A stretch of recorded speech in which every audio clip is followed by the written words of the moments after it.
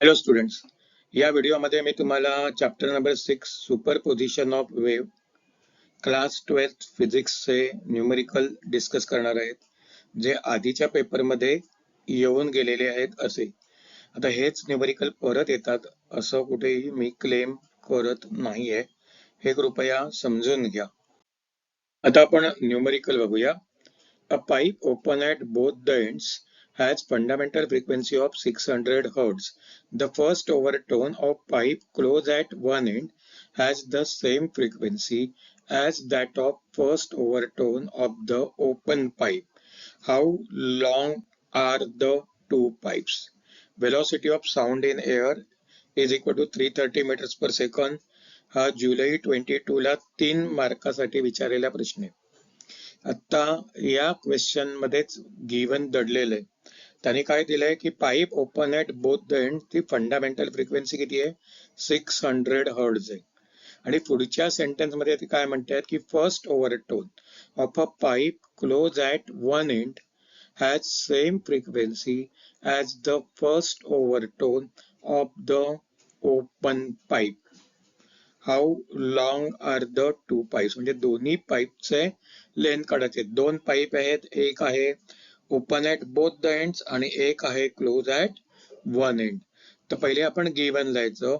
NO is equal to 600 hertz. This is fundamental frequency of pipe open at both the ends. Then for first overtone NC1 म्हणजे first overtone for pipe close at one end is equal to NO1 म्हणजे pipe open at both the ends first overtone. असं equal आहे. तसं त्यांनी दिलंय. V ची value दिली आहे 330 मीटर पर सेकंद. आता next part. For open pipe fundamental frequency is given by the formula NO V upon 2L0. म्हणून L0 upon 2N0 which is equal to 330 divided by 2 into 600. त्यामुळे ही value आली 0.275 metre over here. आता पुढचं. For the open pipe frequency of first overtone is, it will be double that of fundamental frequency. म्हणून open pipe साठी frequency झाली 1200 hertz.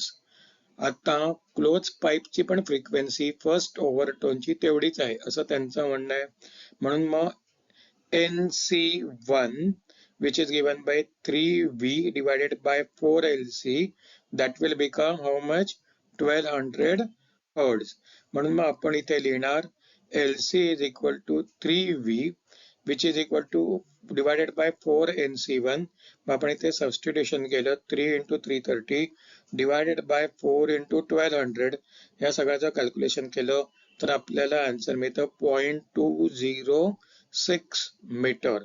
म्हणजे pipe open at both the एंड्सची length आहे 0.275 metre आणि pipe close at one एंडची length आहे 0.206 metre.